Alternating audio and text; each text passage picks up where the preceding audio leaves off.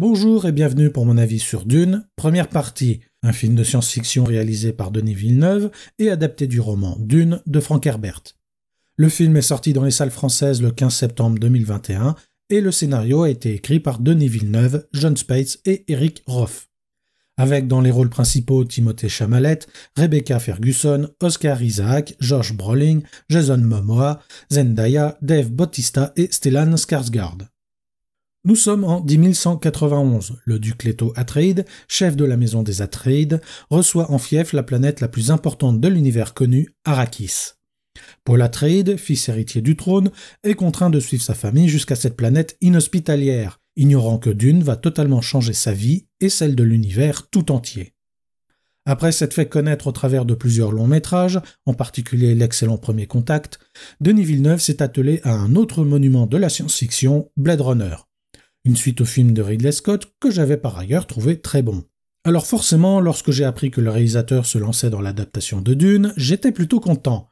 Parmi tous les metteurs en scène possibles, c'est celui auquel je n'avais pas du tout pensé.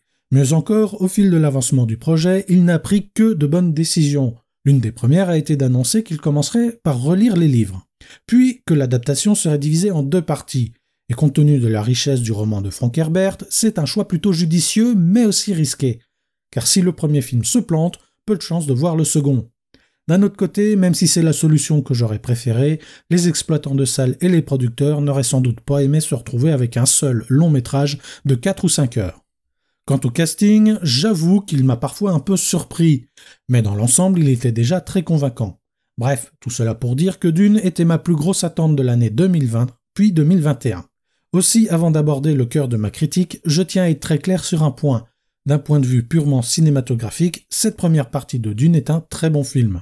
À condition bien entendu d'apprécier le style assez réaliste et le rythme plutôt posé mais maîtrisé de Denis Villeneuve. D'autant que sans jamais trop en faire, le réalisateur nous propose une mise en scène grandiose avec des plans parfois juste magnifiques. Le tout saupoudré par une musique composée par Hans Zimmer. Encore que je l'ai trouvée moins flamboyante et audacieuse que la bande originale The Dune Sketchbook, sortie un peu avant le film. Sauf que le fan de Dune que je suis a été un petit peu déçu par le choix fait par Denis Villeneuve et ses scénaristes, réduire drastiquement l'univers de Frank Herbert pour se concentrer sur l'essentiel, l'histoire de Paul. De prime abord, Dune semble donc se limiter à un univers futuriste, dans lequel s'affrontent deux maisons rivales, un empereur qui veut se débarrasser d'un opposant devenu gênant, le tout sur une planète désertique d'une importance capitale en raison de la ressource vitale qui s'y trouve. À cela viennent vaguement s'ajouter l'influence du Bene Gesserit et de la guilde spatiale. Malheureusement, vous pouvez oublier tout le reste, ou presque. Oubliez ce qui a fait de Dune un univers aussi riche que particulier, dans lequel un grand nombre de thèmes sont abordés, comme l'écologie ou les dangers du pouvoir. Comment fonctionne l'Imperium? Qu'est-ce que la Chaume? Qu'est-ce qu'est exactement la guilde spatiale? Que sont les Mantas, présents à l'écran mais jamais mentionnés? Pourquoi Duncan Idaho et Gunray Halleck sont considérés comme de redoutables guerriers et partagent une haine viscérale pour les Harkonnen? Pourquoi les Harkonnen sont-ils les ennemis mortels des Atreides? En quoi la trahison du docteur Yue est-elle censée être si inattendue? Où est la séquence des serpillères pleines d'eau jetées au sol devant le palais? Où sont les doutes de l'entourage du duc Leto vis-à-vis de Dame Jessica? Et surtout, où est l'événement fondamental de l'univers de Dune, le djihad butlérien ou la grande révolte contre les machines pensantes? Autant de questions, et bien d'autres encore, auxquelles je ne vais pas répondre, ne serait-ce que pour vous inciter à lire au moins le premier tome du cycle de Dune de Frank Herbert. Néanmoins, il est vrai que certains éléments sont plus de l'ordre du détail, que l'on peut tout à fait retirer de l'histoire principale dans l'optique d'une adaptation cinématographique. Mais d'autres sont quand même très importants ou narrativement intéressants. Pour illustrer mon propos, je vais prendre un exemple simple, le docteur Yue. Dans l'univers de Dune, il faut savoir que les docteurs Suk subissent un endoctrinement impérial qui les empêche de faire du mal à leurs patients. Plus concrètement, c'est comme si on insérait au plus profond de leur esprit le serment d'Hippocrate. Par conséquent, Wellington Yue jouit d'une confiance totale de la famille Atreides, à plus forte raison qu'il déteste lui aussi les Harkonnen. Or, le baron parvient à le manipuler, en capturant sa femme, et probablement en le persuadant de simplement lui livrer les Atreides, sans pour autant leur faire directement du mal. Dès lors, dans le roman, la trahison du docteur Yue ne se limite pas juste à son acte et à sa volonté de sauver sa compagne, d'autant plus qu'il est tout à fait lucide sur le fait qu'elle est vraisemblablement déjà morte.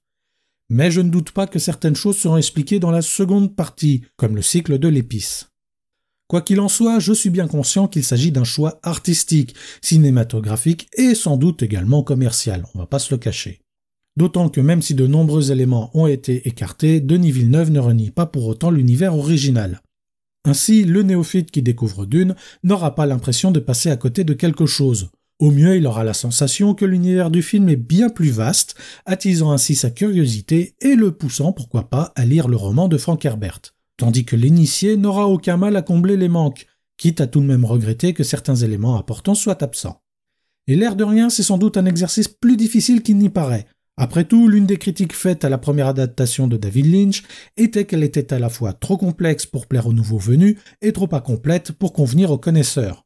De plus, il aurait été facile de totalement modifier l'univers de Dune pour qu'il corresponde mieux aux standards actuels des films de science-fiction. Si le djihad butlérien et ses conséquences ne sont mentionnés nulle part, on ne voit cependant pas de robots, d'intelligence artificielle ou même d'ordinateurs sophistiqués. Bien que la technologie de Dune semble assez avancée, elle n'en demeure pas moins parfois quelque peu rustique. Par ailleurs, Denis Villeneuve s'est bien gardé de mettre des hologrammes partout. Le seul appareil s'en approchant sont les livres-bobines, et j'adore l'idée qu'il a eue d'en faire des mini-vidéoprojecteurs. D'une façon plus générale, j'aime beaucoup la direction artistique du film, qui s'accorde tout à fait au style de Denis Villeneuve, qui nous dépeint visuellement un univers à la fois futuriste mais réaliste, tout en restant fidèle à l'ambiance du roman. Ainsi, les engins spatiaux ne sont pas colorés, mais leurs designs sont occasionnellement originaux, tout en demeurant crédibles. Les ornithoptères, quant à eux, correspondent bien à ces engins semblables à des insectes décrits dans le livre. Même chose du côté des costumes, avec parfois quelques extravagances.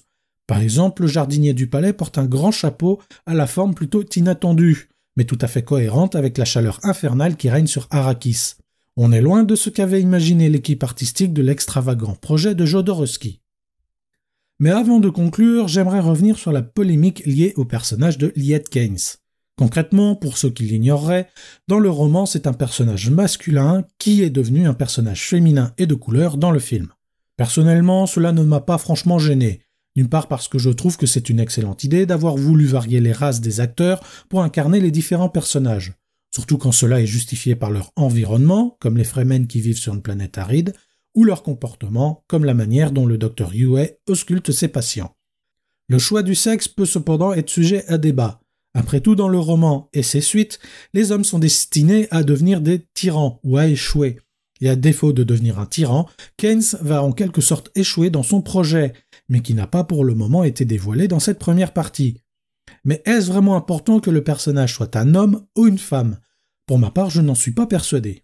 En effet, son rôle peut tout aussi bien être tenu par un acteur que par une actrice, sans pour autant que cela change son statut, que ce soit sa position dans la hiérarchie Fremen, son lien avec Chani ou encore sa fonction au sein de l'Imperium. Il n'en reste pas moins que c'est le plus gros bouleversement du film. Non, ce qui m'ennuie vraiment, c'est la justification de ce choix. Selon John Space, l'un des scénaristes, Kynes est devenu un personnage féminin parce que le roman a été jugé trop sexiste. Pour dire une bêtise pareille, il faut vraiment ne pas avoir lu le livre ou ne pas l'avoir compris, ce qui est quand même censé être le travail d'un scénariste qui adapte une œuvre littéraire. Certes, l'Imperium est semblable à un système féodal futuriste dans lequel la place de la femme semble moins importante que celle de l'homme. Sauf que ce n'est qu'une apparence. Dans l'univers de Dune, les femmes ont beaucoup plus de pouvoir qu'on ne le croit, comme l'illustre parfaitement l'ordre du Bene Gesserit. Ceci étant dit, quand on simplifie à l'extrême l'histoire originale pour n'en garder que l'essentiel, je peux comprendre qu'on ait l'impression que le résultat final manque de femmes fortes. Mais à ce moment-là, le problème vient du scénario et non du roman de Frank Herbert, auquel sa femme, Beverly, a également beaucoup participé, il faut le souligner. En conclusion, cette première partie de cette seconde adaptation cinématographique du roman de Frank Herbert est tout simplement une nouvelle façon de raconter l'histoire de Dune par Denis Villeneuve. Il en résulte un très bon film qui va à l'essentiel sans pour autant trahir l'œuvre d'origine. Les initiés regretteront sans doute une simplification trop importante de l'univers, mais cela a au moins le mérite de permettre au plus grand nombre de découvrir sans difficulté cet univers riche et complexe.